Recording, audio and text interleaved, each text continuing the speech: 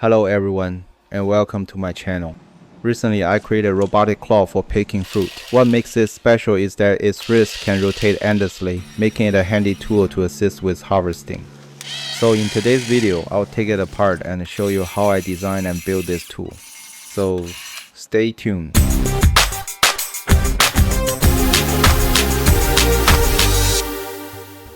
First, I'll demonstrate the disassembly process.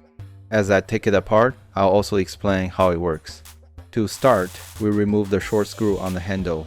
This is an M3.5 self-tapping screw, 5mm in length. It connects the handle to the main body. Next, you'll see 3 additional screws on the handle. These are used to secure the 2 cover pieces of the handle together. In this project, I used several different sizes of self-tapping screws. But don't worry, if you can't find the exact same type while making this yourself, that's totally fine. All the threaded holes are 3mm diameter, so you can simply get slightly larger self-tapping screws and widen the holes with a drill bit as needed. I also recommend getting a complete set of screws, since it gives you a variety of lengths to choose from. Now, let's get back to this project. After removing the 3 screws on the handle's top cover, you'll see 2 18650 batteries and a joystick inside. These 2 18650 cells are connected in series, providing about 7.4 volts, and it is enough to power the Arduino Nano properly. The main body is secured with 7 screws.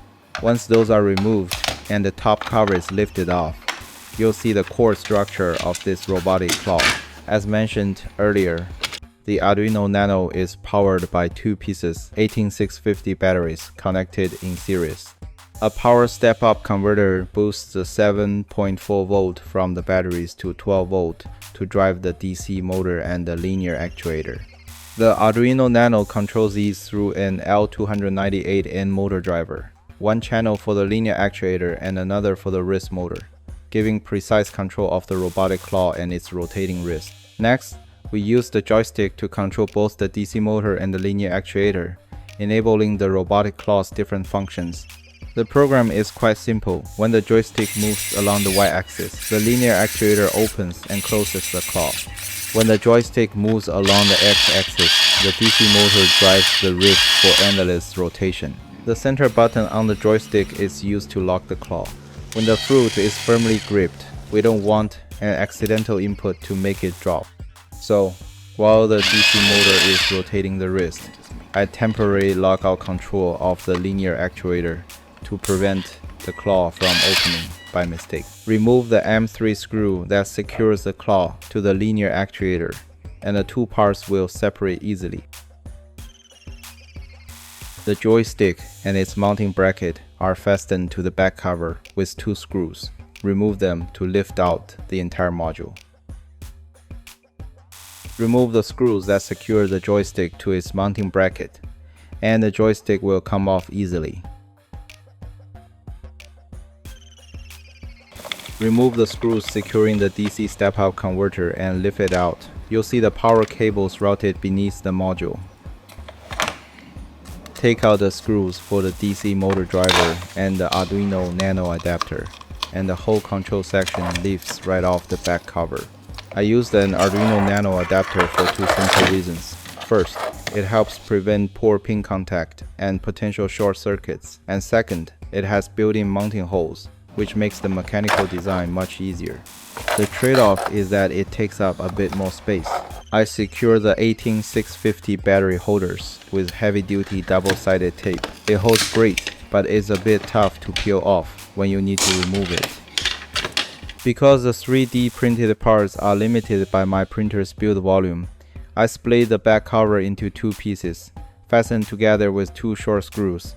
Remove those screws and the 2 sections separate easily. These are the main 3D printed parts of the design, and the typical home 3D printer can handle them without any trouble. And here are all the electronic components I used, plus 2 18650 batteries. Everything is easy to find online. Next, let's talk about the claw assembly. This is the linear actuator I used in the project. Its stroke is 50 millimeters. When designing the claw, I calculated and simulated the motion, and the effective travel of the rack is also about 50 millimeters. This is a DC motor that drives the wrist. It has a built-in gearbox, which provides plenty of torque.